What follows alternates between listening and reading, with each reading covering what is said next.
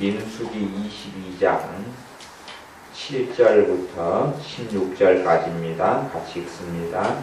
모압 장로들과 미디안 장로들이 손에 복술의 예물을 가지고 떠나 발람에게 이르러 발락의 말로 그에게 고하매 발람이 그들에게 이르되 이 밤에 여기서 유숙하라. 여호와께서 내게 이르시는 대로 너희에게 대답하리라. 모압 귀족들이 발람에게서 유하니라. 하나님이 발람에게 임하여 가라사대 너와 함께한 이 사람들이 누구냐? 발람이 하나님께 고하되 모압 왕 십볼의 아들 발락이 내게 보낸 자라. 이르기를 보라 애굽에서 나온 백민족이 있어 지면에 덮였으니 이제 와서 나를 위하여 그들을 저주하라. 내가 혹 그들을 쳐서 몰아낼 수 있으리라 하나이다. 하나님이 발람에게 이르시되 너는 그들과 함께 가지도 말고 그 백성을 저주하지도 말라. 그들은 복을 받은 자니라. 발람이 아침에 일어나서 발락의 귀족들에게 이르되 너희는 너희의 땅으로 돌아가라. 내가 너희와 함께 가기를 여호와께서 허락지 아니하시느니라. 모압 귀족들이 일어나 발락에게로 가서 고하되 발람이 우리와 함께 오기를 거절하더이다. 발락이 다시 그들보다 더 높은 귀족들을 더 많이 보내매 그들이 발람에게로 나아가서 그에게 이르되 십볼의 아들 발락의 말씀에 청컨대 아무 것에도 꺼리끼지 말고 내게로 오라. 아멘.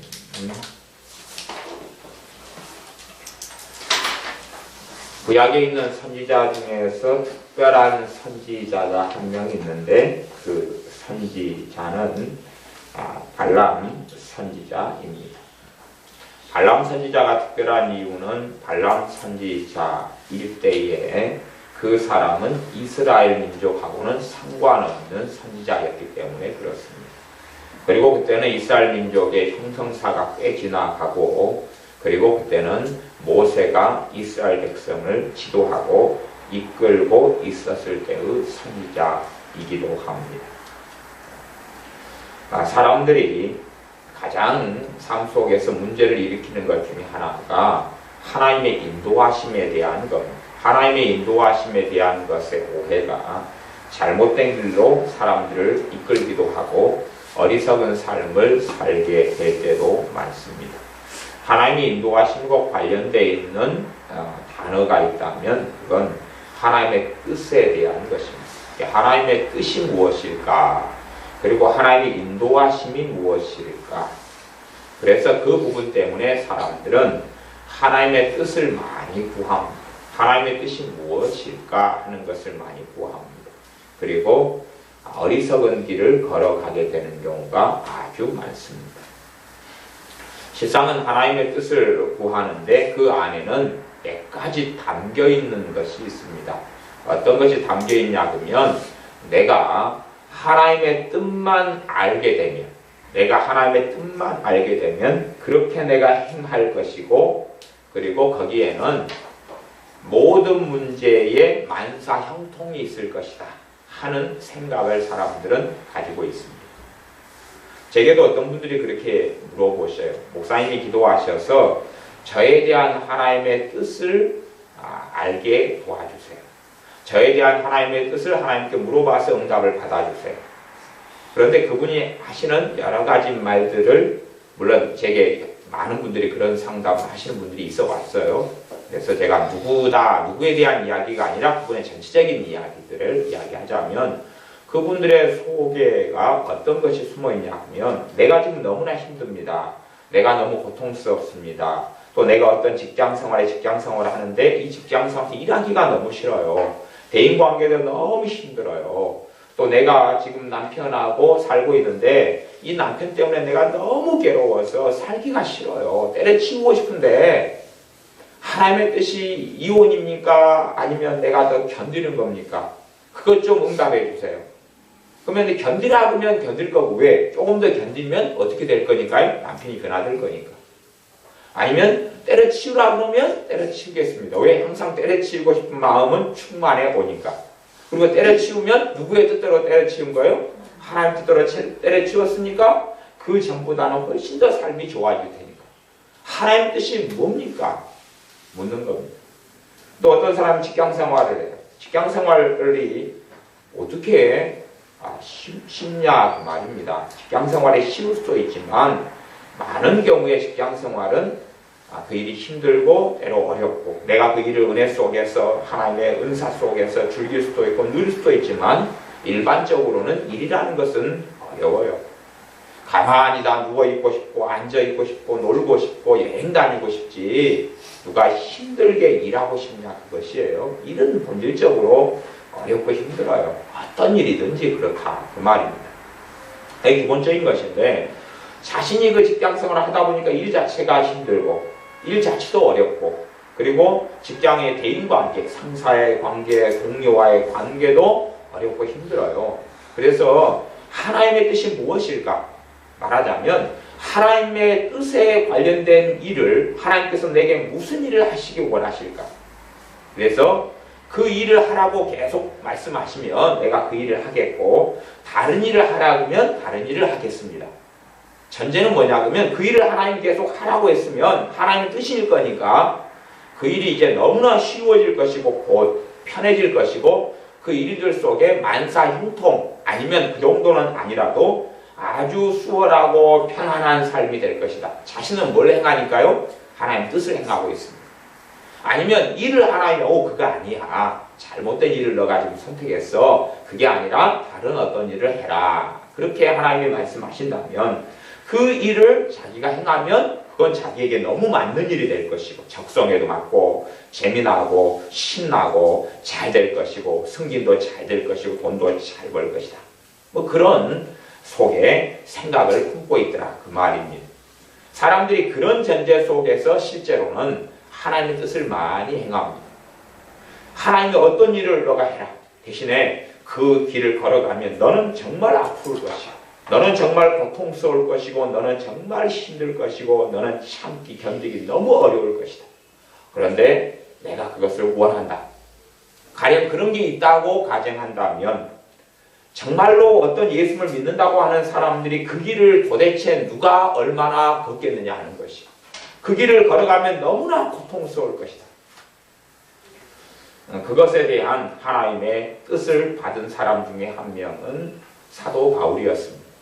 사도 바울의 인생과 선교 사역과 복음을 전하는 사역을 통해 그가 얼마나 험난하고 얼마나 하나님의 나라에 들어가기 위하여 많은 환난을 겪어야 될 줄을 그를 통해 보이겠다 그랬습니다. 성경에 기록되어 있는 말씀입니다. 사도 바울이 그 사역과 하나님을 섬기는 삶 속에 얼마나 극심한 환난이 있는가를 보이겠다. 그리고 사도 바울의 삶과 사역과 복음 전도 여행과 믿음의 여정 속에는 말로 다할 수 없는 고통과 어려움과 환난이 있어 왔습니다. 사람들에게 그러한 길을 하나님께서 제시하시고 원하신다면 아마 대부분의 사람들은 하나님의 뜻이 있다면 그 뜻에 순종하기보다는 돌이키고 턴하고 아니에요. 내가 지금이든 만족스러워요. 그렇게 얼마든지 될 수도 있을 겁니다. 하나님의 뜻을 구하는 많은 사람들의 마음과 심중 속에는 하나님의 뜻을 구하면 해피 엔딩이다. 이제 그에 대한 근거가 될 수 있는 말씀들도 종종 있어요. 어떻게 해석하느냐의 문제인데 하나님께서 구하는 자에게 좋은 것으로 주시지 않겠느냐 그러죠. 그런데 좋은 것이라는 하나님의 관점하고 우리의 관점이 좀 틀려요. 하나님의 관점과 우리의 관점이 틀려요. 우리의 관점에 좋은 것은 뭐냐면 당장 편하고 당장 즐겁고 당장 좋은 것을 이야기해요. 하나님의 관점에서 좋은 것은 하나님의 나라에서 영원한 삶에 하나님의 심판대 우리 주 예수님의 심판대 하나님의 진리 앞에서를 이야기해요. 우리 아이가 오늘 엄마 내 오늘 쉬고 싶고 게임하고 싶고 TV 보고 싶고 영화 보고 싶고 피자 먹고 싶고 치킨 먹고 싶고 잠자고 싶고 또 밖에 바람 쐬러 놀러 가고 싶은데 시내에 엄마 그렇게 해도 돼요? 그래 그렇게 해라. 그러면 그 아이 입장에서 좋은 거지요. 좋은 거예요. 엄마 감사해. 그 다음 날 엄마 오늘 내 TV 보고 싶고 게임하고 싶고 놀고 싶고 용돈 가지고 쓰고 싶어요. 그렇게 해라. 그래가지고 다음날 시험날까지 이제 내일이 시험이에요. 엄마 내일 시험 봐도 뭐 아이고 생각하니까 짜증나고 깝깝하네요. 공부한 것도 없고 오늘 바람 좀 쐬고 싶어요. 스트레스가 너무 심해요. 엄마 용돈 한 5,000원 10,000원만 주세요. 가서 또 빠끔사료도 사고 가서 놀다가 그렇게 들어올래요. 아니면 용돈 안 주시려면 치킨이나 하나 시켜주세요. 그래 알았다. 그러면 그 아이 입장에서는 그게 무슨 일이에요? 좋은 일이다 그 말이에요. 그런데 정말 좋은 일이지 않은 거예요. 내일 시험 봤어요. 빵점. 그 다음에 빵점이에요. 그리고 왔어요. 엄마가 그래요. 아이 입장에서 빵점 맞으니까 이제 벌벌벌 할 거 아니에요. 아빠 입장에서도 아빠가 얼마나 나를 혼낼까. 뭐 그렇게 생각했어요. 아이가 이제 큰일이네. 그랬더니 엄마가 아이고 건강만 해다오 빵점이라도 괜찮다.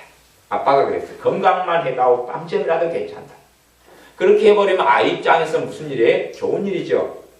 근데 정말로 내 자식의 장래를 생각할 때는 그게 좋은 일이냐는 거예요. 빵점 맞는 아이가 학교 친구들 사이에서 인정받겠어요? 놀림받지 않겠어요? 그 빵점 맞으면서도 마음의 자존감을 지키고 열등감을 안 가지고 사는 게 가능할까요? 수학 빵점, 영어 빵점, 국어 빵점, 선생님이 맨날 이 빵점 빵이나 먹어라. 그렇게 수업 시간에 버티고 있는데 애가 상처 안 받고 열등감 안 가지고 서러워하지 않고 스트레스 안 받고 사는 게 가능하겠냐고요. 정말로 빵점 맞아도 그래 건강하게만 자라다오. 학교를 안 보낸다면 괜찮을 거예요. 그러나 친구들 사이에서 관계 속에 얘는 몇 등이다, 얘는 등수가 어쩌다, 영어반이면 A, B, C, D반에서 이게 맨날 D반이야. 얘는 D반. 수학에 D반 공부 못해. 맨날 선생님한테 지적당하고 문제 풀라고 앞에서 벌벌벌해서 못 풀고 선생님한테 매 맞고 잔소리 듣고 때로는 성기 사나운 선생님 만나면 욕 들어먹고 그리고 집에 왔어요. 아이고 건강하기만 자라다오. 나는 네가 빵점이라도 사랑해. 그러면 아이 입장에서는 집에서는 그게 좋은 것일지 몰라도 아이의 인생과 삶에서는 좋은 게 아니지요. 그건 좋은 건 아닙니다. 아이 입장에서는 맨날 피자 먹고 싶고 맨날 치킨 먹고 싶고 내일은 학교 안 가고 그리고 놀러 가고 싶고. 우리 애들 내일 주로 4교시 한다 그래요. 왜 4교시 하냐 그러면 중학생 같은 경우는 내일 가정방문의 날이어가지고 4교시만 하고 수업을 땡땡하고 선생님들이 이제 가정 방문하러 돌아다니는 이 학교가 있다 그래요. 그러면 좋은 것이잖아요. 입장에서 4교시만 끝나면 해방이야. 좋은 것이단 말이에요. 물론 어떨 때는 치킨도 먹어야 되고 어떨 때는 피자도 먹어야 되고 어떨 때는 놀러도 가야 돼요. 그런데 매일 그렇게 한다 그러면 그게 정말 좋은 것이냐고 말이에요. 공부 안 해도 매일 떠버려요. 그래야 고3까지 지나버려요. 그리고 이제 막상 사회 생활해야 되는데 준비한 지식도 없지, 실력도 없이, 학식도 없지, 갈 대학도 없지. 물론 공부 못한 아이를 대학 보내가지고는 아무 필요가 없어요. 왜냐하면 공부도 안 하고 스스로 준비도 안 하는데 비싼 돈 들여가지고 보내면 대학 가서 뭐 하겠어요. 대학은 자율이 훨씬 많으니까 훨씬 더 놀자판으로 가요. 그리고 2년, 3년, 4년을 보낸 다음에 아무것도 안 하고 대학이 자기를 책임져야 되고 엄마 아빠가 자기를 책임져야 되는 거예요. 근데 아무것도 실력도 없고 준비도 안 한 상태에서 이제 더 비참해지고 더 괴로워져요. 그리고 나이 들어가지고 회사에서 누구 직원을 뽑겠냐 그러면 나이 든 사람은 안 뽑습니다. 자격을 갖추고 나이 들수록 실력이 더 많아야 되고. 그래서 애들이 요즘 꿈꾸는 것 중에 하나는 커피숍 꿈을 참 많이 꿔요. 아이들이. 나는 돈 엄마 아빠한테 받아가지고 커피숍 하려고 하면 대박이 터질 것이다. 그리고 커피 한 잔 값을 5,000원, 맛도 없는 거. 그렇게 해가지고 가게를 열어가지고 돈 몇천만 원 손해고 그 꿈을 꾸는 거예요. 자기가 커피숍 하면 무조건 대박이 날 것이라고 생각해요. 그렇게 생각하는 사람이 많은 게 문제고 대다수는 대박이 아니라 쪽박을 찾다는 게 문제죠. 그러나 쪽박을 차도 아이가 21살, 22살, 23살 때 커피숍을 했어요. 작은 걸 열었어요. 그럼 그 돈 자기 돈 아니잖아요. 쪽박 차도 자기는 책임이 없는 거예요. 왜? 하면서 엄마 가게를 어디서 할까? 아빠 어디다가 얻을까? 엄마 아빠가 조언해 줄 거 아니에요. 그래서 엄마 아빠가 거기다가 하라고 하면 망한 거지. 내가 잘못해서 망한 게 아니야. 엄마 아빠 뒤집어 씌우기 너무 좋고. 그래서 하나님께서 구하는 자에게 좋은 것을 주시지 않겠느냐. 좋은 것의 기준은 그것이 현재 내가 생각하는 좋은 것하고 맞을 수 있으나 또한 훨씬 더 많이는 틀리기가 쉽다는 겁니다. 우리는 근시안적이고 하나님은 영혼의 관점에서 보시는 것이. 그렇기 때문에 사람들은 좋은 것이라는 개념을 내 근시안적인 관점에서 생각해버리고 말아요. 자, 이제 결혼이라는 게 있어요. 결혼이라는 게 있어요. 어떤 한 A라는 사람, B라는 A라는 남자, B라는 여자가 둘 다 그리스도인이에요. 그래서 하나님께 결혼에 배우자를 놓고 하나님께 막 기도해요. 하나님께 기도를 해요. 그래서 하나님께서 A라는 크리스찬 형제와 B라는 크리스찬 자매를 인도하셔요. 둘이 인도하셔요. 그러면 사람들은 뭘로 생각하냐면 이게 이제 둘 다 인도를 받았어요. 분명히 성령의 역사가 있고 기도의 응답이 있고 그래서 두 사람이 만나게 됐어요. 그러니까 두 사람은 뭘로 생각해요? 이 결혼하는 게 상대방이 하나님의 내게 준비한 배우자다라고 생각할 수 있어요. 제가 그런 사람들을 많이 만났습니다. 그리고 결국은 우여곡절을 통과하지만 결국 결혼을 해요. 딴따단 하고 결혼을 해요. 그게 굉장히 좋은 것 같은데 그리고 본인들은 확신하죠. 분명히 배우자를 놓고 기도했을 때 하나님의 인도가 있었어요. 성령의 감동도 있었어요. 그리고 응답도 있었어요. 그래서 둘다 뜻이다. 그리고 이제 교제하고 사귀고 우여곡절이 있다가 하나님의 뜻이니까 헤어지면 안 되지. 그리고 결혼했어요. 그렇게 하나님 뜻대로 결혼했으니까 우리의 결혼 생활은 너무 편안해야 되고 좋아야 되고 안락해야 되고 좋은 열매가 맺어질 걸 기대해요. 그러나 믿는 신자가 결혼했는데도 삶이 비참하고 고통스럽고 힘들어요. 그러면 두 사람을 하나님이 인도했어요. 성령님께서 인도하셨어요. 그런 경우들은 많이 있습니다. 실제로 인도 안 하신 게 아니고 진짜로 인도하셔요. 내 현재 상황 속에서 내게 맞는 배우자감이 되는 사람을 인도를 하셔요. 실제로 기도하면. 그런데 그것은 하나님의 뜻이 아니에요. 하나님의 인도하심하고 뜻은 틀려요. 하나님의 뜻은 더 깊이 본질적이에요. 하나님의 뜻은 성경 66권을 통해 계시하지만 더 본질적이에요. 더 근원적이에요. 말하자면 지혜가 있고 지각이 있는 사람은 그걸 발견하고 알 수 있지만 베일에 감추어져 있는 게 많아요. 그럼 제가 본질적이다 하는 건 뭐냐면 그 사람이 결혼을 통해서 주님을 닮아가고 그 사람이 결혼을 통해서 더 성령 충만하고 그 사람이 결혼을 통해서 그 사람의 삶 속에 더 영육간의 강건함을 누리고 하나님과 동행하는 삶을 살고 하나님께서 하나님의 자녀가 결혼했는데 불행, 슬픔, 절망, 서러움, 죽고 싶음, 자살의 충동, 우울증 그걸 앓게 하시려고 결혼시키실 일은 없죠. 아니 내 자식을 결혼시키는데 네 결혼해가지고 너는 우울증이 나라 그러나 이상한 남자 여자 만나가지고 그냥 환장해버려라. 그리고 결혼을 원하는 부모가 없는 것처럼 하나님도 마찬가지세요. 그건 마찬가지세요. 결혼을 통해서 서로가 서로를 돕고 서로가 서로를 세우고 주님께서는 하나가 되고 성령의 역사 속에 하나가 되고 일치가 되어져. 뜻이 일치가 되는 게 아니라 걷는 길이 서로 동역을 한단 말이에요. 결혼의 부부가 동역을 해요. A가 부족한 걸 남편이 부족한 걸 아내가 채워주고 아내가 부족한 걸 남편이 채워주고 그렇게 하면서 똑같이 일치가 된다는 것을 밥 먹을 때에 둘 다 김치를 먹고 둘 다 시금치를 먹고 둘 다 돈가스를 먹고가 아니라 김밥 나라 김밥 천국에 가서 주문해도 한 사람은 돈가스를 시키면 한 사람은 청국장을 시킨다고 말이에요. 왜 다른 것을 시켜야지. 여보 사랑해. 그러니까 내가 오늘 시키는 걸 먹어야 돼. 뭘 시킬 건데? 나 청국장 시킬 거야. 나 그게 진짜 싫어하는데 당신 나 사랑하면 같이 먹어줘야지. 그건 사랑이 아니다 그 말이에요. 변태죠. 그런 식의 하나를 추구하면 아주 이상한 것이에요.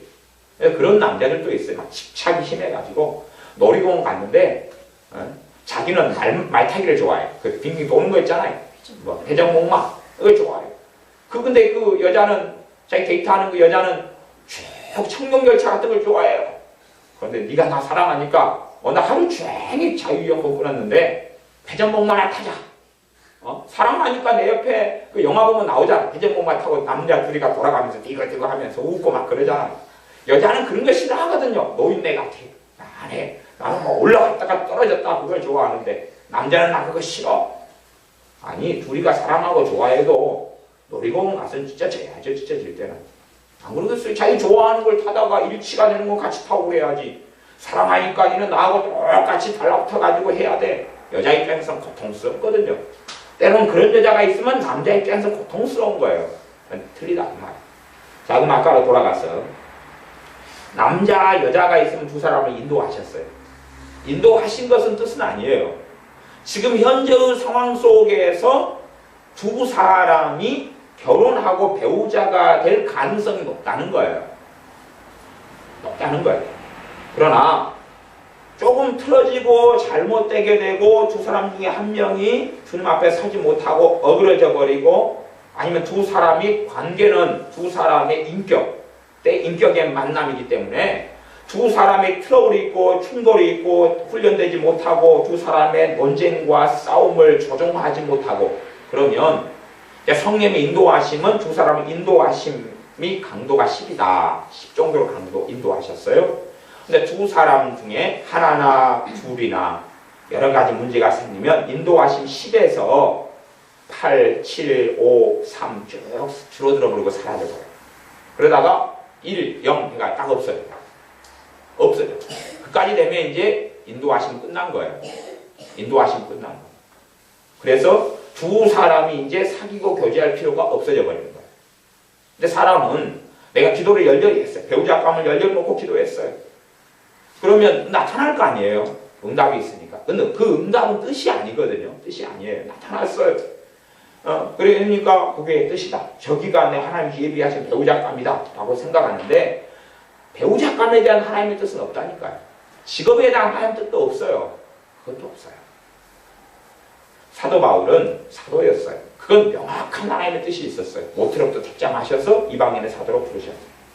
그러면 사도가 직업이다. 그럴 수는 없죠. 그럴 수는 없어요. 사실은 사도 바울은 직업을 가지고 있었거든요. 그는 텐트 메이커였어요. 그래서 어떨 때는 복음을 전하면서도 낮에는 천막 만들었어요. 텐트를 만들었어요. 그리고 밤에 또 말씀 전하고 낮에 텐트 만들고 그런 부분에서 사도 바울이 천막 만드는 게 하나님의 뜻이다. 그럴 수는 없죠. 분명히 사도가 되는 건 하나님의 뜻이었어요.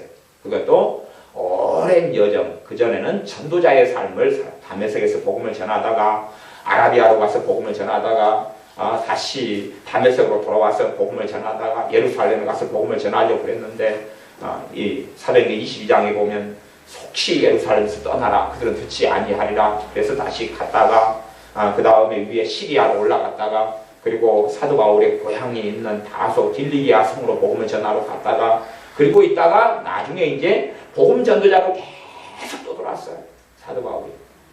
그래서 그랬대 나중에 바나바가 안디옥 교회에서 수리아 안디옥 교회에서 사역을 하면서 딜리기아 성 다소에 가서 사도 바울을 불러와서 공역을 했어요.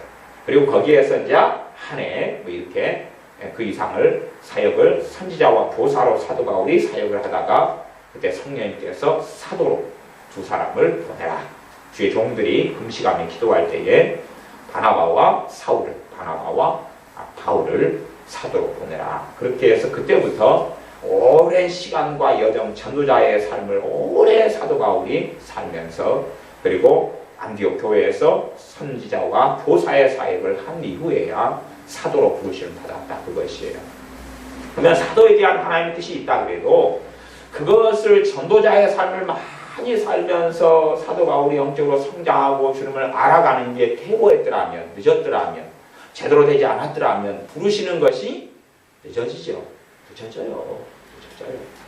또 안디옥 교회에서 선지자와 교사로 충성스럽게 감당하고 성령 충만하게 그 안에 믿음이 성장하고 주님과 동행하는 삶을 살지 않았더라면 안디옥 교회 사역이 몇 년 더 되었어야 했을 수 있어요. 바나바나 또 사도 바울 됐던 사울 때 거기에서 충성스럽게 하고 주님의 뜻과 주님의 인도와 주님 앞에서 살아가는 것이 맞았기 때문에 그때에야 사도로 부릅니다. 그러지 모태로부터 나를 사도로 선택했다. 담에서 주님 만났다. 그 다음에 3일 금식 끝난 다음에 성령 충만 받고 세례 받고 그 다음에 나는 사도로 이야 출동이다. 그렇게 되는 게 아니라는 이야기지요. 그러니까 사람들은 뭔가만 알면 누가 정말로 맞는 예언이라고 가정해요. 하나님께서 당신을 선교사로 부릅니다. 했어요. 정말 맞는 예언이라고 쳐요. 오 그래요? 그래서 직업 직장 다 정리하고 짐 싸가지고 어디로 갈까?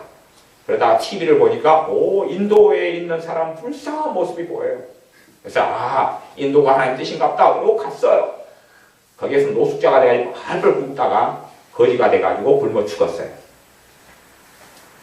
하나님의 선지자로 보내시는 게 선교사로 보내시는 게 맞다 그래도 그게 맞다 그래도 오랜 여정의 훈련과 연단과 인도하심 속에서 시간이 많이 흘러야 되는 일이거든요. 상식적인 거예요. 상식적인 거. 간혹 어떨 때는 청년의 때 일찍 그러시는 경우가 있어요. 그러지만 또한 그것도 있지만 안 그런 것도 많다 하는 것이에요. 그래서 하나님이 인도하심, 결혼에 대해서 어떤 남녀를 인도하신다 그러면 그거 뜻이 아니라는 이야기. 제가 지금 결혼을 가지고 비유적으로나 예화적으로 이야기하는 겁니다. 다른 부분에 대한 것을 여러분이 이해를 같이 다 하셔야 돼요. 제가 그것을 예화로 들 때에 여러분이 다른 영역까지도 이걸 잘 생각해 보셔야 돼요.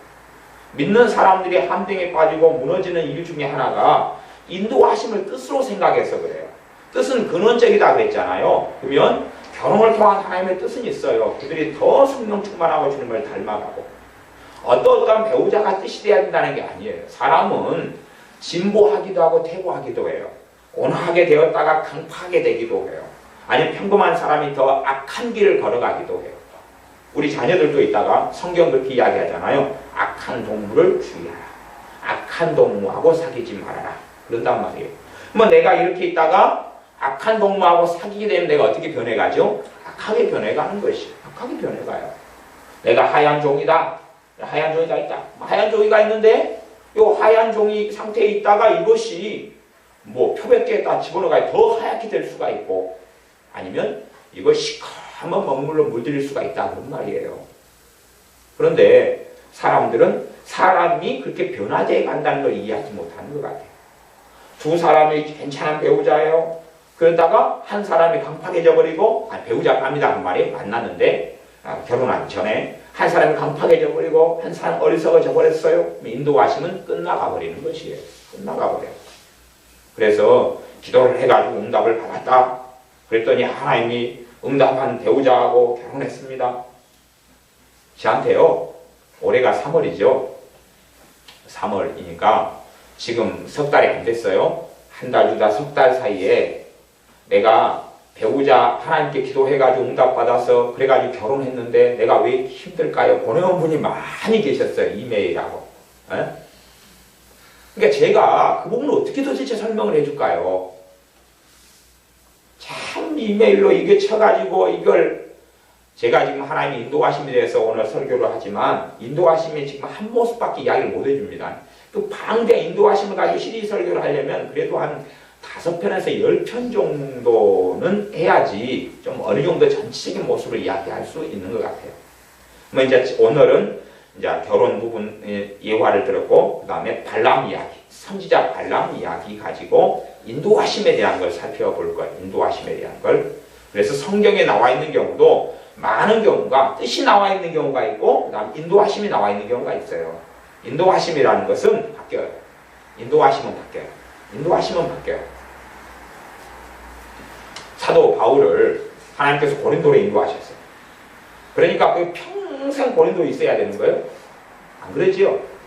사도 바울을 에베소로 인도하셔서 복음을 전하게 하셨어요. 평생 에베소에 있어야 되는 거예요? 안 그러지요? 사도 바울을 안디옥 교회로 인도하셨어요. 사도 바나바를 통해서. 그래서 사도이기 전에 선지자와 교사로 사역했어요. 평생 거기 있어야 되는 거였어요? 아니죠? 이게 인도하심을 뜻으로 생각해버리면 안디옥 교회에 나를 보냈어요. 깜짝마. 안 움직이는 거예요. 성령님께서 이제 두 사람을 보내라. 안 갈란데요? 왜 안 가려고 그러시오?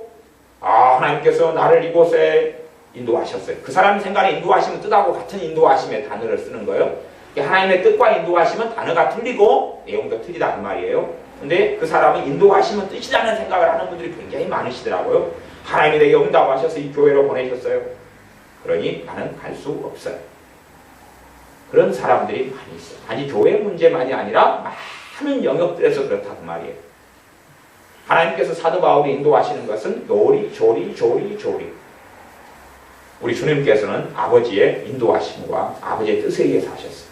어느 때는 갈릴리, 예루살렘, 갈릴리, 예루살렘, 그 다음 또 어떨 때는 저 윗지방, 그 다음에 요단강 건너, 막 이렇게 왔다 갔다 하셨잖아요. 그래서 성경에 요한계시록 같은 데는 어린 양이 어디로 인도하든지 가는 자, 그 사람이 흰옷 입은 사람들이다 라고 말씀하죠. 어린 양 대신 예수님께서 어디로 인도하시든지 가는데, 사람이 극단적인 뜻을 가지고 있으면 어디로 인도하시면 이제 여기가 총착역이다 생각한다는 말이죠. 그러나 삶은 여정을 걸어가고 삶은 과정을 걸어갑니다. 그렇기 때문에 결혼에 대해서 어떤 배우자에 대한 뜻은 없어요. 인도하심은 있어요. 인도하심은 그 속에서 내가 이제 플러스와 마이너스 요인이 있는데 이 사람과 함께 살아볼 만하냐. 인도하심은 있어요. 그 상태 속에서 그래도 좋은 적절한 배우자감은 있다 그 말이에요. 하지만 적절한 배우자감도 유동적이게 돼요. 사람을 후퇴하기도 하고 아까 시커멓게 물들이기도 하지요. 그 다음에 좋은 쪽으로 향상되기도 해요. 안 좋은 쪽으로 마이너스가 되고 뒤로 물러서서 침륜에 빠지기도 하고 왔다 갔다 하는 존재예요. 그래서 배우자감을 고르고 인도하심이 있더라도 무엇을 확인하고 알아야 되냐 하면 일단은 기본적으로 사람은 변하지 않는다는 전제를 가져야 돼요. 사람은 변하지 않는다는 전제를 가져야 돼요. 사람은 변하지 않아요. 사도 바울이 다메섹에서 주님 만난 다음에 확 변해버린 건 아니에요. 사도 바울은 잘못된 길을 걸어갔을 뿐이에요. 사도 바울 안에는 하나님의 말씀을 알고 있는 게 있었지만 알고 있는 것에 대한 해석들, 장르 유전이라 그래요. 조상의 유전이라 그래요. 성경의 해석을 잘못 알고 있었고, 하지만 사도 바울 안에는 하나님을 사랑하고 하나님을 경외했던 사람이에요. 그게 본질은 그랬어요. 그러나 교회를 핍박하는 게 하나님의 뜻인 줄 알았어요. 그래서 핍박했던 잘못된 길을 걸어갔을 뿐이에요. 열심을 가지고 하나님을 섬겼는데 방향이 잘못된 것을 방향을 잡았던 것이지요. 그런데 그것을 획기적인 변화이긴 하지만 새 사람의 삶이긴 하지만 사람의 본성이나 본질 자체가 변하는 건 많은 여정과 시간이 걸려요. 많은 여정과 시간이.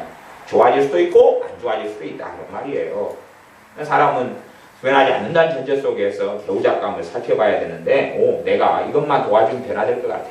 이것만 도와주면 변화될 것 같아. 이것만 도와주면 변화될 것 같아. 그렇게 생각한단 말이죠. 가령 어떤 사람의 남편이 맨날 술만 마시다가 술 끊었어요. 감사하게. 그리고 맨날 교회 다니는 것 가지고 욕하고 헐뜯는 사람이 새벽 기도를 나오기 시작했어요. 그러니까 아내 입장에서는 너무나 감사하고 좋지요. 인간 변화됐구나. 인간 달라졌구나. 주님 감사합니다. 그런데 조금 지나면 새벽 기도 한 20일 다녔어요. 별로 변화 없어요. 술 끊었어요. 별로 변화 없어요. 한 달 있다가 술 마시기 쉬워요. 다시. 그리고 자신은 내가 술도 끊고 20일 동안 새벽 기도를 나왔어요. 하나님이 뭔 큰일을 자기 인생 삶 속에 해줘야 돼요. 그 기대감이 있어요. 안 해주시거든요. 그런 거 없거든요. 그러니까 다시 원점으로 돌아가요. 내가 하나님한테 기도도 했고 술도 끊었구만. 하나님이 내게 뭔가를 해줘야 되는데, 획기적인 변화를 해줘야 되는데 안 해주시네. 사업상의 어려움을 해결해 주셔야 되는데 안 해주시네. 또 아내는 남편이 맨날 욕만 하다가 교회 따라 나와주고 새벽 예배 다녀주니까 이 사람 정말 변화되기 시작했구나. 놀라운 하나님의 은혜가 임할 거야. 어쩔 거야. 기대하지요. 그리고 되었다. 아니요. 안 되었거든요. 변화는 아무리 주님을 만나도 한 걸음 오랜 여정을 걷는 것이에요. 그렇게 따진다면 저는 교회를 10몇 년 다니다가 일찍 주님을 영접하고 만났어요. 고등학교 때. 그 다음에 저는 그때부터 새벽기도 생활했어요. 새벽기도 생활한 연수가 오래되잖아요. 제가 군대에 있을 때 현역 생활할 때도 새벽기도 다녔어요. 그러니까 그 다음에 뭐 학생 때, 대학생 때, 청년 때 가능한 대로 세비로 생활했어요. 산에서 철야기도 하고 기도원에 가서 금식하면 뭐 제가 군대에 있을 때 휴가 나와서도 기도원에 들어가서 금식하러 갔어요. 하고 15일, 4박 15일인가 15박 16일인가 휴가 가서 금식하고 다시 부대에 복귀하고 그렇게 했어요. 그렇게 해서 살았다면 그러면 저는 훨씬 더 많이 변화돼야 될 거예요. 근데 제가 말씀은 좀 전하지만 제가 하나님과 제 개인적인 삶에 있어서는 별로 지지부진할 때가 많아요. 하나님과 제 개인의 삶에 있어서는 뭐 제가 많이 성장하거나 잘하거나 깊어지지 않는다는 그 딜레마나 그 문제를 저는 느끼고 살아가요. 그런데 사람들은 한순간에 그런 변화를 원해요. 그 남편은 술을 갖다가 어마어마하게 마셨어요. 이제 끊었다. 저는 태어나서요 술 마신 게 딱 2번이에요. 한 번은 초등학교 4학년 때 아버지가 맥주를 마시다가 놔두셨더라고요. 그래서 그것을 아버지 없을 때 조금 맛을 봤어요. 근데 뭔 쉰내가 그렇게 나는지 이걸 아버지가 맨날 잡수고 좋아라 하셨단 말인가. 그리고 그 다음에 평생 지금까지 안 먹었어요. 맥주 한 모금 마셔보고 맥주는 전부 다 인생에서 알파 오메가예요. 소주는 3분의 1잔 맞아봤어요. 태어나서 3분의 1잔. 그러면 저는 3분의 1잔 소주 마신 거 다고 맥주 그 입에 한 모금 초등학교 4학년 때 된 게 다인데 그러면 저는 뭐 탈퇴 황골에서 하늘에 날아가 버려야 되겠네요. 그렇게 사람들은 기대감을 하지만 남편이 예수를 믿어요. 영접해요. 방언도 받아요. 그런 나와도 그냥 한 걸음이다니까요. 한 걸음. 그냥 2걸음이다니까요. 그 다음에 조금 있다가 또 2걸음 뒤로 물러서 버릴 수 있어요. 그래서 부담스럽게 변화되지 않는다는 전제 속에서 배우자감을 확인할 때는 확인해야 돼요. 지금 이 사람이 그대로 30년, 40년, 50년 죽을 때까지 이 상태거나 한 걸음만 좋아지거나 한 걸음, 2걸음, 3걸음 뒤로 물러간다. 그 상태에서 이 인간하고 살 수 있을까? 그걸 생각해서 결정을 해야 되는 거예요. 하나님한테 입어 씌워가지고 하나님은 불가능이 없으시니까 변화를 시키실 거야. 아브라함이 사라와 함께 살아서 사라가 첩을 줬어요. 하가를. 사라가 질투해요, 안 해요? 나이가요 80 몇 살 되고 90 몇 살 돼가지고도 막 질투를 해요, 여자가. 열방의 어미라고 하나님께 이름까지 받은 사라의 이름이 열방의 어미거든요. 왜 질투를 해요? 남편한테 이 여자, 당신 하여튼 이 여자에게 난 또 그놈. 다시는 아브라함 자식이죠? 그럼 쫓아내보시오. 쫓아냈어요. 아니 그런 여자 사라도 별로 변화되지 않아요. 성경 한쪽에서는 아브라함한테 주여 그렇게 섬겼는데 나머지는 다 자기 주장이 했어요. 어떻게 변화돼요? 얼마나. 그러니까 그 사람하고 내가 평생을 살아가는데 살 수 있는 사람이냐. 말하자면 그래서 연애하고 데이트할 때는 이해관계 속에 안 얽혀 들어가니까 그 속에서 편안하고 감사하고 기쁨이 되고 그리고 그 상태를 계속 유지하거나 그것보다 2걸음 3걸음 물러가서 더 악화돼도 이 사람과 있으면 안정적이고 이 사람과 있으면 편안하고 길을 걸어갈 수 있는 사람이냐고 확인해야 되는 것이에요. 인도하심이 있어도 인도하심이라는 거 지금 현재 상태에서 둘이 맞춰볼 수 있는지 확인해봐라. 왜 사람은 뭐가 있어요? 자유의지가 있잖아요. 자유의지가 있으니까 맞춰보아라는 게 인도하심이에요. 거기에서 얼마나 변화될 것인가, 하나님께 기도하면 변화시킬 것이다, 그런 전제 우스운 생각을 하지 말고 그런 희한한 생각을 하지 말고요. 사도 바울과 함께 복음 사역자로 함께 일했던 데마라는 사람은 어느 때가 지나서 세상을 사랑하여 등지고 떠나버렸어요. 새 사람이 되었던 사울 왕은 왕 노릇하다가 부귀영화를 누리고 살다가 사람들의 비율을 맞춰주고 사람의 체면, 사람에서 인정받는 게 갈구되고 하나님보다 사람을 더, 하나님보다 재물을 더, 하나님보다 자신의 명예와 영광을 더 위하고 하나님을 등지고 떠났어요. 이게 사람은 다 마이너스 되고 후퇴될 수 있단 말이에요. 선지자 미리암은 어느 때 있다가 오히려 더 높은 영광을 구해서 모세를, 자기 남동생인 모세를 공격하고 내가 선지자인데 왜 네 멋대로 해 모세야. 그렇게 했다가 무등병자가 되었어요. 사람은 전진에 갔다가 후퇴할 수도 있단 말이에요. 그런데 변화가 확 된다는 기대 속에 생각하는 것은 하나님께 사람의 변화를 뒤집어 씌우겠다는 거죠. 그러나 그게 대부분은 틀린 이야기가 됩니다. 이제 발람의 이야기 본문 민수기 22장을 좀 봐보겠습니다. 민수기 22장의 스토리는 뭐냐면 이 특별한 선지자가 있어요. 특별한 선지자는 발람입니다. 발람은 이스라엘에서 나온 선지자가 아니에요. 전 세계 열방의 하나님, 만국의 하나님, 만왕의 왕의 하나님 되셔요. 그렇기 때문에 하나님의 사람들은 전 세계에 있었어요. 그 당시에만 해도 전 세계에 있었어요. 선지자가 뭐 혼자 갑자기 튀어나오겠어요? 그 위에 누가 말씀을 가르친 사람이 있고, 그렇죠. 하나님 말씀을 편만하고. 욥기를 봐도 욥은 동방 사람이에요. 그 다음에 욥의 친구들 3명도 하나님 말씀에 능통해요. 욥의 동방 사람 그곳에 하나님을 섬기는 믿음이 많았다는 이야기예요. 뜬금없이 튀어나오진 않아요. 그런 것처럼 이 발람도 선지자인데 이방인과 이스라엘을 크게 나누지 않았을 때지만 이방 사람이에요. 그리고 선지자예요. 이 선지자가 축복하면 축복이 임했고 저주하면 저주가 임하는 정말 놀라운 사람이었어요. 당대의 사람들은 선지자가 뭔지 모르니까 그들의 개념으로는 저 사람을 용한 무당으로 알았어요. 용한 무당으로 알았어요. 그래서 당시에 왕 중에 하나가 있었는데 그 왕 중에 하나는 모압 왕이었어요. 모압 왕인데 그 선지자하고 이름이 좀 비슷합니다. 발락 왕이 있었어요. 십볼의 아들 발락 왕이 있었어요. 발락 왕이 자신의 이 국가, 자신의 모압 족속과 모압이라는 나라에 강력한 해가 될 위험한 민족을 봤어요. 그 위험한 민족은 이스라엘 민족이었어요. 이스라엘 민족이 그 대군이 근처로 다가오니까 그들을 무너뜨려야 되겠어요.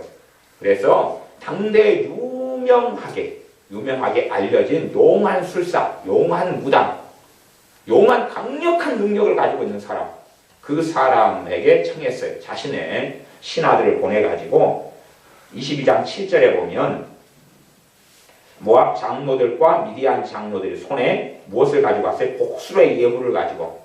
그러니까 이제 무당한테 주는 값이죠? 돈이죠? 아니면 점을 칠 때 주는 점값 같은 거예요. 돈을 많이 줘가지고 보냈어요. 발람에게 보냈어요. 그래가지고 여차여차 하니까 와서 우리를 위해서 그 이스라엘 그 민족을 저주를 해달라. 돈은 원하는 대로 주겠다고 했어요. 거기에서 이 발람 선지자 그런 일이 벌어졌는데 9절에 보면 22장 9절에 보면 발람 선지자가 하나님께 물어본 게 아니고 하나님이 말씀을 하셔요. 그거에 대해서 9절에 보면 이게 이 발람 선지자가 물어봤던 것이 안 나옵니다. 묻는 게 안 나오고 하나님이 말씀을 하셔요. 9절에 이제 그 8절에 보면 끝에 보면 모압 귀족들이 발람에게서 유하니라. 발람 집에서 이제 그날 유숙을 했어요. 9절 하나님이 발람에게 임하여 가라사대. 하나님이 임해요. 임해가지고 너와 함께한 이 사람들이 누구냐 물어요. 하나님이 몰라서 묻겠어요? 일단은 마음을 좀 여는 대화를 해보시려고 열리는 질문으로 묻는 것이죠. 그래서 이하차이다 그렇게 합니다. 그러면서 11절에 보라 애굽에서 나온 민족이 있어 지면에 덮였으니 이제 와서 나를 위하여 그들을 저주하라. 내가 혹 그들을 쳐서 몰아낼 수 있으리라. 그렇게 발락 왕이 요청했다는 거예요. 자신을. 그때 12절 하나님이 발람에게 이르시되 너는 그들과 함께 가지도 말고 그 백성을 저주하지도 말라. 그들은 복을 받은 자니라. 이게 하나님의 말씀이에요. 선지자에게 떨어진 하나님의 말씀. 이 선지자가 특별한 이유는 이방인 선지자였고 또 특별한 이유는 그가 선지자가 폐해져버린 사람이기 때문에 그래요. 선지자였다가 선지자가 아니게 돼버렸어요. 그래가 나중에는 무당으로 인생을 마쳐버려요. 진짜 하나님의 선지자였다가 그 다음에 하나님께 버림받고 그리고 그는 여호수아의 칼날에 죽임을 당해요. 그리고 지옥으로 떨어진 사람. 이 당대에서는 하나님이 함께한 선지자였어요. 사람은 그렇게 변해간다는 것이에요. 근데 이 사람에게 하나님께서 말씀하시는 것은 너는 그들과 함께 가지도 말고 그 백성을 저주하지도 말라. 그들은 복을 받은 자니라. 어떤 면에서 이건 하나님의 뜻이 지금 계시된 것. 완벽하지는 않지만 하나님의 뜻이 계시된 것. 뜻이 계시된 것.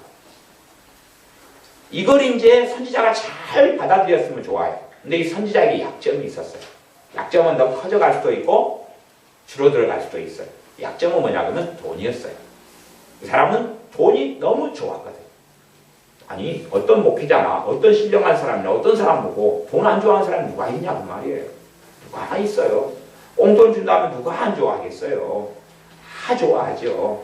물론 그 사람이 양심이나 그 사람이 신앙이나 그 사람이 정의심이나 이런 것들이 좀 그것을 깨끗하지 않은 돈은 안 쓰고 안 받으려고 하는 마음이 있지. 다 자신의 마음의 조건이 맞아요. 깨끗하고 좋고 하나님께서 주셨고 감사하고 꽁돈이고 액수도 크고. 꽁돈이다 그래서 제가 10원짜리 주면 누가 좋아하겠어요? 100원을 애들한테 줘봐야 별로 안 좋아해요. 네, 감사합니다. 그래도 500원짜리 하니까 보면 100원짜리 속으로는 일단 감사합니다. 그다가 100원짜리 하나 더 주면 감사합니다. 기대감이 생기죠. 계속 줄 것 같은 기대감. 100원짜리 계속 추가할 것 같은. 그러다 더 안 주면 200원 가지고 사 먹을 과자도 없는데 그러죠. 이 선지자는 돈을 좋아했어. 하나님께서는 이 백성을 이스라엘 백성을 저주하지도 말고 그들에게 따라서 가지 말아라. 발락 왕에게 가지 말아라. 그래서 이제 발람 선지자가 아침에 일어나가지고 발락 왕이 보는 높은 사람들 귀족들한테 이야기했어요. 이야기하기를 13절 중간에 너희는 너희의 땅으로 돌아가라. 내가 너희와 함께 가기를 여호와께서 허락지 아니하시느니라. 그랬어요. 이게 지금 이 사람 이 발람 선지자가 하나님 허락지 않는다. 하나님 허락지 않는다. 그랬어요. 그 다음에 이제 이 귀족들이 왕한테 갔어요. 발락 왕한테 도착했어요. 그래서 여차에 찹니다. 안 온대요. 안 온대요. 그러니까 이 사람 발람 선지자가 정말 필요해요. 지금 이 모압 왕 발락의 힘과 군사력으로는 이스라엘 백성을 어떻게 못 해볼까요? 못 해볼 것 같으니까 정말 그 사람을 데리고 와야 된다. 그래서 더 높은 귀족들을 보냈다. 그게 15절입니다. 발락이 다시 그들보다 더 높은 귀족들을 더 많이 보냈어요. 사람들이 한 명이 와가지고 막 떠받들어주면 기분이 좋지. 10명이 와가지고 떠받들어주면 그냥 기분이 됐다 좋지요. 20명이 와가지고 떠받들어주면서 오 그러면 군중심리에 파고 들어가 봅니다. 자신이 뭐 된 것 같고 그래서 탤런트나 연예인이나 노래 부르고 막 박수 쳐주고 자기가 뭐 된 것 같다가 한 달 뒤에 인기 차트에서 떨어져 버리면 자살한다 그러고 약 먹고 마약하고 그래요. 그게 진짜가 아니었거든요. 허구 속에서 그냥 노래 좀 부르는 가창력이 인격으로 존중받고 존경받은 게 아닌데 노래 좀 부른 걸 갖다가 이 어린 아이들, 소녀들, 소년들은 그냥 그게 인격인 줄 알고 환장해서 노래 실력이 그 사람 인생과 삶이고 인격인 줄 알고 박수 쳐지다가 그 다음 노래 신곡 앨범을 발표했더니 입맛에 안 맞아요. 그래서 이제 안 사고 안 들어버리고 안 보죠. 영화도 마찬가지고. 그래서 16절 하반절 시보리 아들 발락의 말씀이 더 높은 사람들이 이야기하는 것이 청컨대 아무 것에도 꺼리끼지 말고 내게로 오라. 내가 그대를 높여 크게 존귀하게 하고 그대가 내게 말하는 것은 무엇이든지 시행하리니 청컨대 와서 나를 위하여 이 백성을 저주하라. 조건 하나밖에 없다. 나머지는 그들이 당신이 원하는 거 다 들어주고 당신을 굉장히 높이겠다. 왕이 그래요. 왕이 그래요. 왕은 당대에는요 치외법권이고 법치국가의 또 왕경시대도 아닙니다. 왕이 모든 것에 대한 권세를 가지고 있을 때예요. 그렇기 때문에 왕이 그랬다는 것은 그 어미와 그 존귀와 그 영광 앞에서는 어마어마한 일이 어마어마한 생각이 우리가 지금 생각하는 그런 시장이 좀 이야기한 거나 대통령이 좀 이야기한 거랑 급수가 틀려요. 우리나라 대통령이 역사에 계속 감옥에 들어갔잖아요. 감옥에 계속 들어갔던 그런 일들을 가지고 있는 대한민국 땅이에요. 얼마나 민주주의가 많이 정착됐는가를 알 수가 있는 땅이죠. 다른 나라들은 그런 나라 거의 없거든요. 그래서 그렇게 하라. 그러니까 이제 뭐라고 이야기하냐 그러면 19절에 그런즉 이제 너희도 이 밤에 여기서 유하라. 여호와께서 내게 무슨 말씀을 더하실런지 알아보리라. 지금 하나님의 뜻은 앞에서 이미 받아버렸어요. 받아버렸는데 이 선지자의 마음속에는 욕심이 있었고 탐심이 있었어요. 그러니까 하나님께 다시 물어요. 물으니까 하나님 뭐라 그러는지 압니까? 20절에 뭐라 그러냐면 밤에 하나님이 발람에게 임하여 이르시되 그 사람들이 너를 부르러 왔거든. 일어나 함께 가라. 그러나 내가 내게 이르는 말만 준행할지니라. 일어나 함께 가라 그래요. 일어나 함께 가가지고 그는 지옥에 떨어져버렸어. 일어나 함께 가서 그는 지옥에 떨어져버렸어. 일어나 함께 가서 이 발람 선지자가 하나님을 알고 있어가지고 계교를 써버렸어요. 가서 저주는 안 하고 성령이 임하고 하나님의 권능이 임해서 이스라엘 백성을 저주하라 그랬는데 축복만 잔뜩 했어요. 그까지는 잘 됐어요. 그러다가 이제 이 돈이죠. 돈, 영광이죠. 돈이죠. 돈 때문에 하나님 내가 저주한다고 절대 저주를 받는 게 아니다. 대신에 그들의 하나님이 직접 그들을 쳐버리고 심판해버리면 된다. 그 방법이 있다. 내가 저주한다고 저주가 임하는 건 아니다. 그 하나님이 계시기 때문에. 그러니 하나님이 직접 그들을 쳐버리면 되는데 그것은 그들이 우상 숭배하고 그들이 죄를 지으면 된다.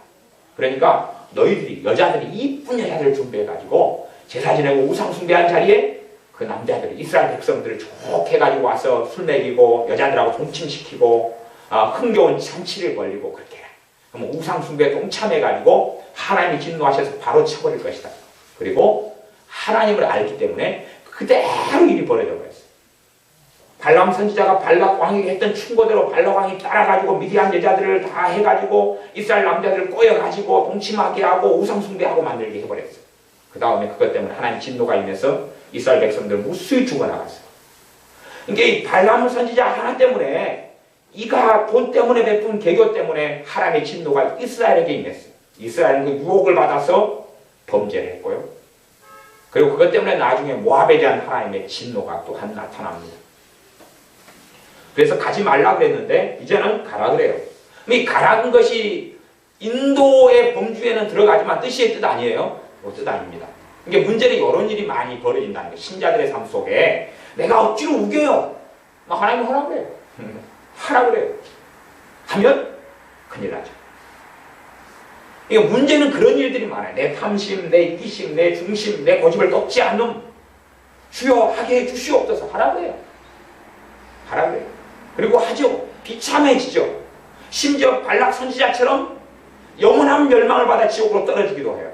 그리고 발람 선지자가 지만 떨어졌으면 좋은데 무수히 많은 이스라엘 백성들이 지옥으로 함께 떨어지게 만들어버려요. 이 사람이 발람 선지자거든요.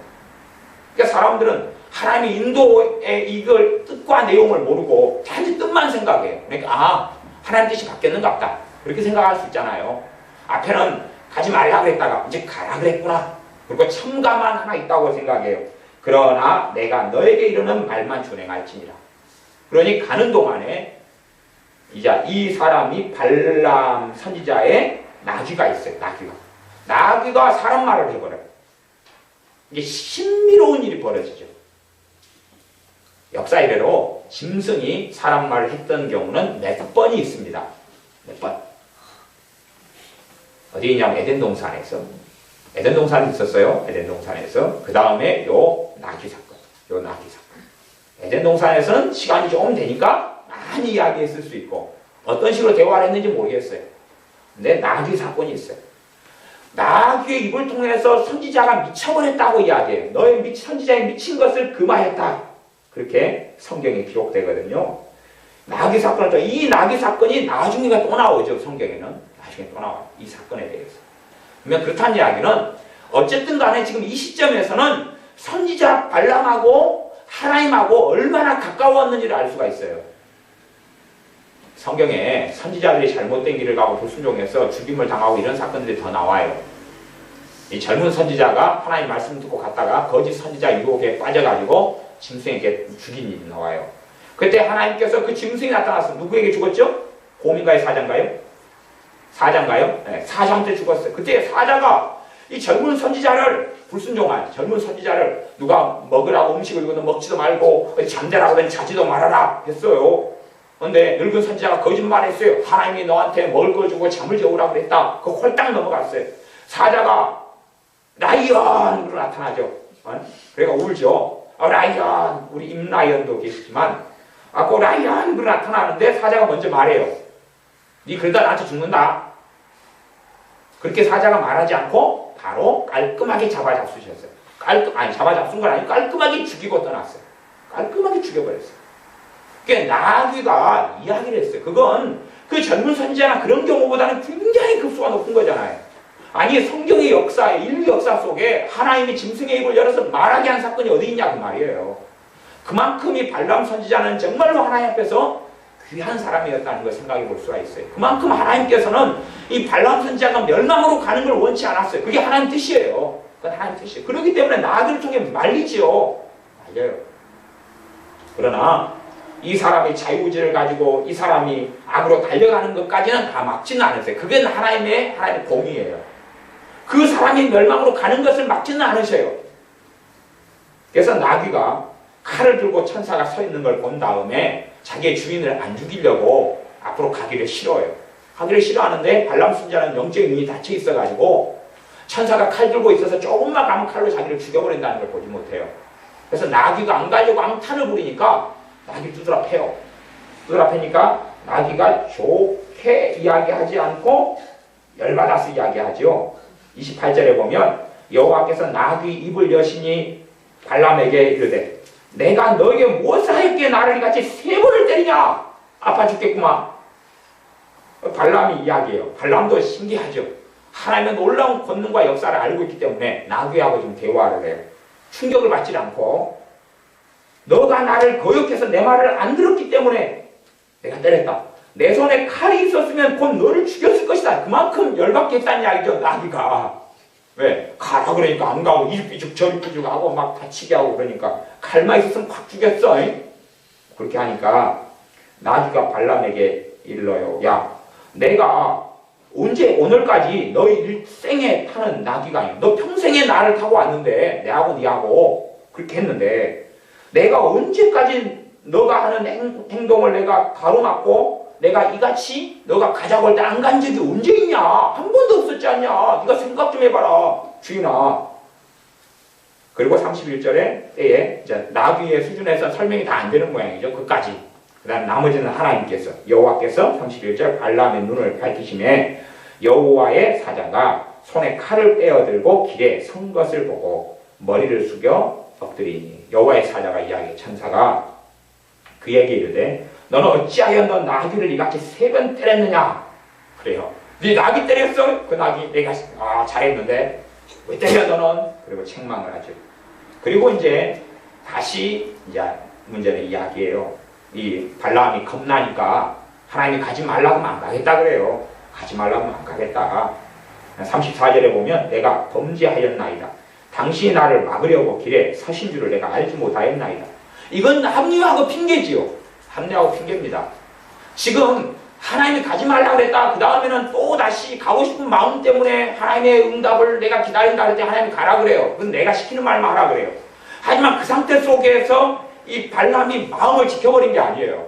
마음을 지켜버린 게 아니고 기대감을 가지고 자신의 돈에 대한 탐심을 더 키워버린 거예요. 키워버려서 더 오버해버리니까 선지자 칼각이 나타난 것이에요. 이 천사가.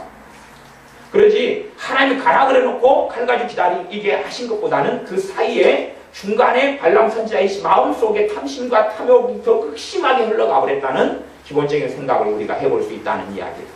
그리고 이제 여호와의 사자가 35절에 그래요. 이게 발람이 내가 하나님 뜻만 알았으면 34절에는 안 그랬을 겁니다. 그러는 거죠. 아니 하나님이 나 막으신 줄 알았으면 내가 뭘로 갔겠습니까? 그러는 거죠. 35절 여호와의 사자가 발람에게 이르되 그 사람들과 함께 가라. 내가 너에게 이르는 말만 말할지니라. 반복을 해요. 그리고 함께 갑니다. 그러면 함께 가라 그랬어요. 내가 이런 말만 할지니라 그랬어요. 그리고 하나님이 이르는 말만 했어요. 그까지는 맞았어요. 그까지는 맞았어요. 그러나 그 다음 악한 계교를 냈어요. 그건 이제 성경에 다 기록되어 있는 거죠. 이 발람 선지자가 이 발락 왕하고 있었던 이 사건이 성경에는 굉장히 중요하기 때문에 많은 분량의 할례가 나와 있고 그 다음에 나중에도 반복적으로 성경에 사용하는 예화입니다. 성경에 사용하는 이야기예요. 그렇기 때문에 제가 이 하나님께서 중요한 포인트를 가지고 기록해 놓으셨고 그 다음에 성경이 이 사건을 가지고 여러 번 이야기하는 이 포인트를 가지고 하나님의 인도하심을 지금 설명하고 있는 것입니다. 하나님의 인도하심이 이 사람 발람 선지자가 악으로 가는 것을 막는 게 아니에요. 자기가 고집하고 주장하니까 하나님은 최소한의 마지노선을 정해놓지만 선지자에게 명백하게 하나님의 뜻은 가지 말라고 그랬어요. 무엇을 알아요? 선지자의 약점을 알죠. 선지자 가면 그 고고한 삶, 하나님과 동행하는 삶, 하나님의 선지자로 살아가는 삶이 끝장나버리는 것을 하나님은 알죠. 왜? 약점을 아니까. 약점을 아니까. 그래서 사람 너희가 유혹을 피하라. 유혹을 피하라. 유혹에 직면해서 나는 하나님의 능력을 통해 이길 수 있다. 그런 게 아니에요. 성경은 그걸 인정하지 않습니다. 유혹을 피하라. 그래요. 피하라. 근데 여기는 자신의 약점 속에 유혹과 정면 충돌했어요. 그리고 하나님의 역사 속에서 바르게 애원해서 이스라엘 백성을 축복을 했어요. 저주하지 않고. 그까지는 잘했어요. 잘했으나 그 다음에가 문제가 생겨버리고 말지요. 그래서 하나님의 뜻은 가지 않는 것이었어요. 그러나 그가 구하고 그의 마음에 열렬히 원하니까 가라 그러죠. 그러면서 마지노선은 내가 이르는 말만 하라 그래요. 그러니까 1차적으로는 이런 말만 했어요. 하나님이 이루시는 말만 했어요. 하나님 입에 담아주는 애언만 했어요. 그게 1차는 맞았어요. 그러나 그 다음부터는 그의 영혼도 멸망당했고 선지자의 인생도 끝장이 나버렸고 그래서 성경에 그렇게 기록됩니다. 선지자 발람 기록되다가 나중에 술사 발람이라 기록되고요. 술사 발람. 영적인 세계를 보고 알아요. 하나님에 대해서 누군 줄 알아요. 그리고 그 지혜와 생각과 하나님의 알을 이용해가지고 악한 인생과 삶을 살아버려요. 그게 술사 발람이라고 성경에 기록되고요.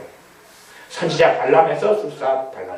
그렇게 극과 극의 삶을 사는 선지자가 발람이었고 그리고 술사로 무당으로 인생을 마쳐버렸고 지옥에 떨어졌던 사람 그리고 이스라엘 백성으로 하여금 죄짓게 해서 무수히 많이 하나님의 심판을 받아 지옥에 떨어지게 했던 사람이 바로 이 사람이에요. 우리가 이 성경 안에 숨어있는 하나님의 뜻을 이해를 해야 됩니다. 하나님의 뜻을 이해해야 돼요.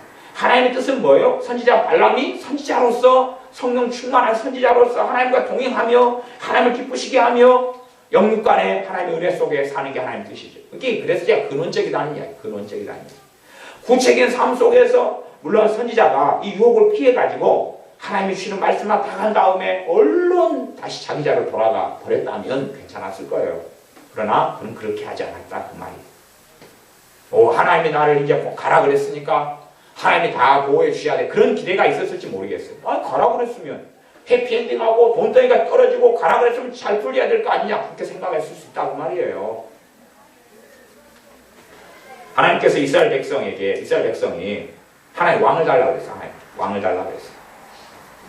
하나님께서 말씀하시고 선지자 사무엘로 하여금 더불어 말씀하실 때에 그들이 왕을 달라는 것은 그들이 나를 버리겠다는 것이다.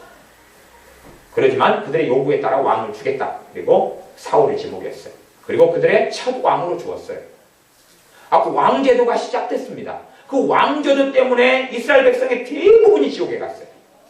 왕제도 때문에 하나님의 극심한 심판이 임했어요. 하나님의 뜻은 뭐예요? 왕제도가 아니었어요. 하나님의 뜻은 말하자면 사사제도 같은 거였어요. 하나님이 지명한 사람이 기름 부음 받고 그가 왕 노릇을 하는 사사였어요.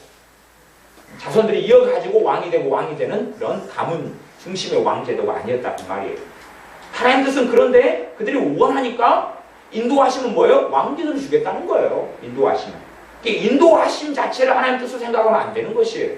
인도하심 자체가 하나님의 뜻과 좀 같이 갈 수도 있고 다르게 갈 수 있어요. 하나님이 이제 사울왕을 줬으니까 사울왕은 죄도 안 짓고 사울왕은 거룩하고 사울왕은 하나님 뜻대로 우리 민족을 이끌고 인도할 거야. 안 그랬죠? 그랬어요. 사울왕이 어느 때 하나님을 등지고 타락하고 그리고 떠나버리고 말았어요. 하나님의 뜻대로 이스라엘 백성을 인도한 게 아니라 악한 길로 들어가 버렸어요. 악한 길로 들어가 버렸어요. 하나님이 두 번째 기름 부어 세운 다윗 왕이 있어요. 그 다윗 왕을 죽이려고 그랬고 그리고 악한 괴교 속에 살다가 끊임없이 다윗을 죽이려고 쫓아다니고 나중에는 자살로 인생을 마감하고 말지요. 그것이 사울 왕이었어요. 하나님의 사울을 지목했다? 그랬더니 사울을 부른 게 하나님의 뜻이다. 그때가 인도란 말이에요. 인도. 사울 왕을 부르신 게 인도고 사울 왕이 끝나버리니까 누구를 불러요? 다윗이잖아요. 그게 인도하심인 거예요. 그게. 결정론이 아니고 운명론이 아니란 이야기예요. 그렇기 때문에 우리가 어떤 기도를 해서 하나님의 응답이 와도 그 응답의 대부분은 뜻보다는 인도하심에 관련된 부분들이에요. 그렇기 때문에 내 중심, 내 탐심, 내 정욕, 내 욕심 속에서 하나님께 구하면 그게 맞추어 인도하신 거예요. 그게 맞추어서 응답도 올 수 있어요. 발람 선지자에게 가라. 대신에 내가 이런 말만 해라. 하지만 그 가는 곳은 유혹의 자리거든요. 그 가는 곳은 곳곳에 함정이 있어서 떨어지면 으악 끌고 죽을 수 있는 그 자리예요. 그래서 조심해라. 내가 이런 말만 해라. 그랬어요. 그까지는 다 해놓고 이제 마음을 쫙 놓고 안심하고 있다가 돈에 대한 탐심과 정욕을 확 사로잡을 때에 내가 어떻게 해야 되겠느냐? 발라오 왕이 물으니까 그래. 그러면은 하나님이 이스라엘 백성에 진노해버리게 안 된다. 그 악한 계교를 냈다는 이야기가 또 그 다음에 성경에 기록돼 나오죠.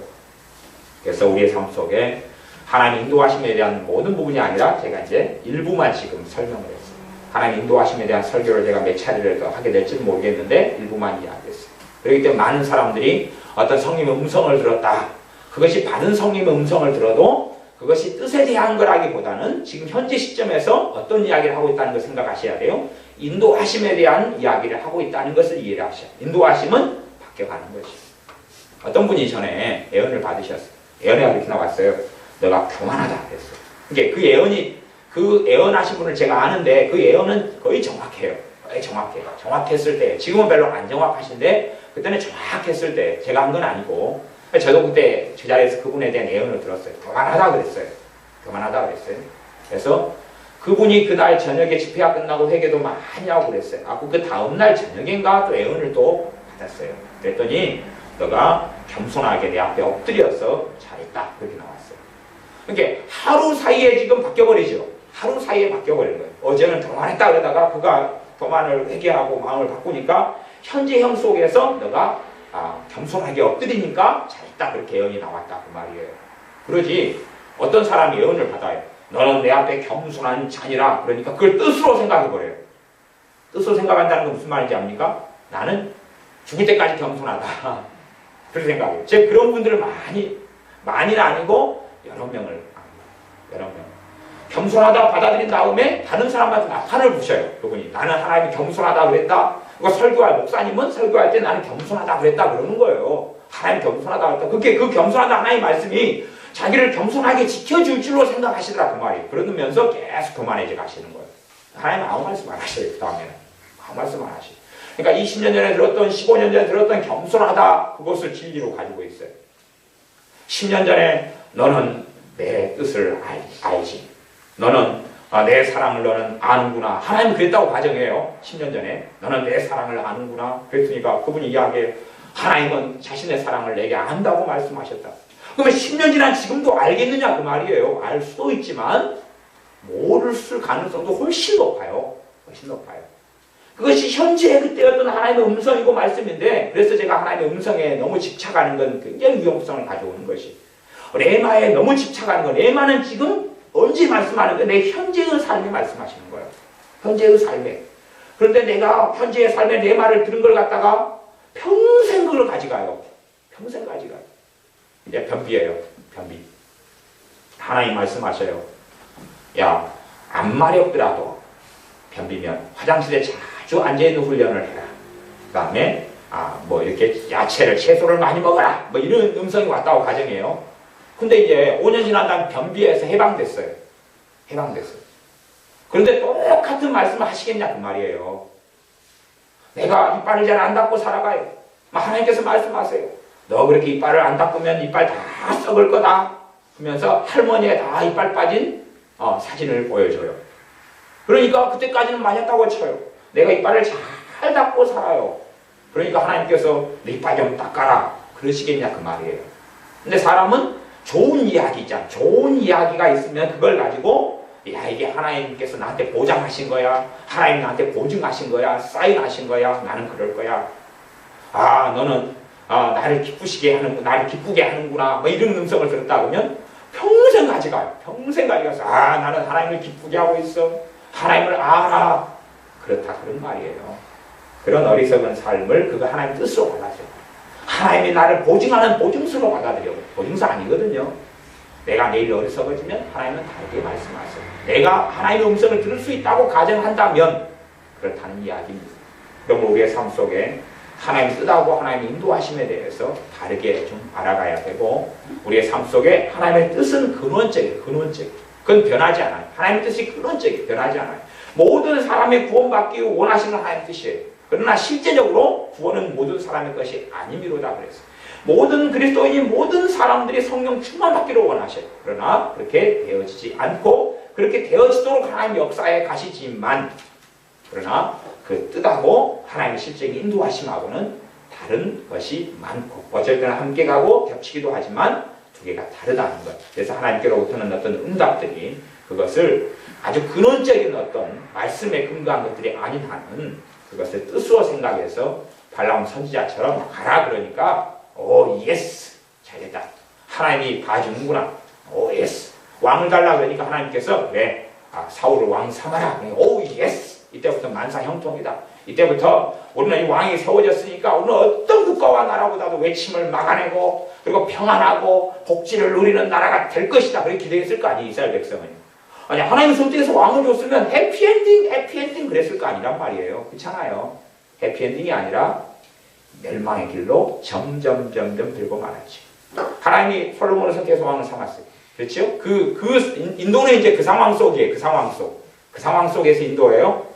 가장 좋은 것은 왕지도가 폐해져버리는 거예요. 이해하십니까? 가장 좋은 것은 이스라엘의 왕지도가 폐해져버리는 거예요. 다윗 정도로 하고 그냥 없애져 버리는 거예요. 하지만 백성과 사람들이 왕제도에 익숙한데 원적으로 못 돌아가죠. 그래서 하나님께서는 다윗의 후계자로 많은 아들 속에서 누구를 선택합니까? 솔로몬을 선택해요. 하지만 솔로몬은 좀 있다가 여자들의 치마폭에 쌓였어요. 애굽 왕의 딸, 또 어느 여자 성경에 보면 애굽이 사랑한 여자들이 쭉쭉 나옵니다. 쭉쭉쭉. 바로의 딸부터 시작해가지고 여러 명이 나와요. 그들을 사랑했다. 사랑하면 뭐 하겠어요? 시키는 대로 했다는 이야기죠. 그렇게 해서 인생의 어느 때를 넘어서서 솔로몬은 하나님을 버린 사람이 되어버리고 말아요. 하나님의 지혜를 받았으나 우상 숭배를 계속하는 사람이 되고 말아요. 자기가 그렇게 살면 백성들도 그렇게 따라가요. 그리고 하나님의 진노가 점점점 쌓이는 이스라엘 국가가 됐습니다. 그렇기 때문에 하나님이 솔로몬을 선택해서 왕 삼았다. 다윗의 후계자다. 물론 솔로몬을 통해 돈도 많이 벌었어요. 은금이 그냥 땅에 깔린 것처럼 막 그 은 같은 경우는 그냥 빠졌다 그랬어요. 그러나 그들의 영적인 삶은 황폐로 흘러가고 말았어요. 그리고 그 아들 때에 르호보암 때에 이르러서 나라가 촥 쪼개지고 갈라졌죠. 그리고 완전히 하나님하고 결별된 삶 속에 오래 들어갔어요. 어쩌다가는 아사 왕이나 여호사밧 왕이나 이렇게 하나님을 경외하는 왕들이 종종 나왔지만 그들의 삶도 완벽하진 않았고 대부분의 이스라엘이나 유다의 왕들은 하나님을 경외했던 것하고는 거리가 멀었다는 이야기예요. 하나님이 허락한 왕제도인데. 그래서 우리의 삶 속에 우리의 중심이 진리 안에 주님을 사랑하는 것에 때로는 내 고집과 아집과 독선을 내려놓고 겸비하게 엎드리는 가운데 우리가 받는 인도하심이 하나님의 뜻과 더 근사치가 된 인도하심이 되어져요. 또한 우리의 그 인도하심은 우리가 주님 앞을 떠나지 않고 우리가 믿음 가운데 주님과 함께 살아갈 수 있는 도움이 되는 인도하심이 되어진다는 것을 기억해야 됩니다. 우리가 어리석은 마음, 탐심, 탐욕, 욕심과 고집과 아십 가운데 하나님의 인도하심을 구하고 하나님의 응답을 구하면 그에 맞추어서 있을 수밖에 없어요. 그에 맞추어서. 이스라엘 백성이 원하는 속에 하나님의 등진 속에 왕을 구했더니 그에 맞추어서 왕을 허락하셨다. 그런 말이에요. 물론 그 이스라엘 백성들 가운데서는 가장 좋은 사람을 선택해 주었어요. 그게 사울 왕. 그때 청년 사울은 가장 좋은 사람 중에 하나였어요. 그 다음에 성령이 임하여가지고 변화를 체험한 새 사람이 된 사람이 사울 왕이 새 사람이 된 사건 성경에 나오잖아요. 그렇게 새 사람 만들어가 기름 부어가지고 새 사람 만들어가지고 왕으로 줬다니까요. 기름 부어 새 사람 만들어서 왕으로 줬어요. 그러니까 최고의 사람이었어요. 그게 인도하심. 왜? 인도하심은 그 중에서 좋은 걸 주신다 했잖아요. 하지만 사울 왕의 자유의지가 있고 사울 왕이 하나님을 거역하고 돌아서려는 것이 있고 그런데 그걸 지켜주는 건 하나님의 뜻은 아니다는 이야기예요. 그렇기 때문에 사울 왕의 어리석어짐에 따라서 이스라엘 백성도 어리석어져 갔습니다. 기도하겠습니다. 아버지 하나님 아버지의 뜻과 하나님의 인도하심에 대하여 말씀을 나누었습니다. 우리가 이 한 번의 설교로 모든 걸 다룰 수 없기 때문에 하나님의 인도하심에 대한 극단성이나 하나님의 뜻에 대한 극단성에는 들지 않도록 여러 말씀들 통하여 지혜로워지게 도와주시옵소서. 나아가 우리가 하나님의 뜻에 대해서 오해하고 곡해하여서 어떤 것을 응답받을 때 하나님 뜻이다 생각하고 그것만 고집하고 그 길로 걸어가서 멸망 속에 들어가는 발람 선지자처럼 되지 않게 하시며 우리가 지혜롭게 분별하여 좋은 것들을 선택하는, 그리하여 주님 앞에 서서 후퇴하지 않고 믿음의 진보를 이루는 주님을 영화롭게 하는 우리가 되게 도와주시옵소서. 예수님의 이름으로 기도하옵나이다. 아멘.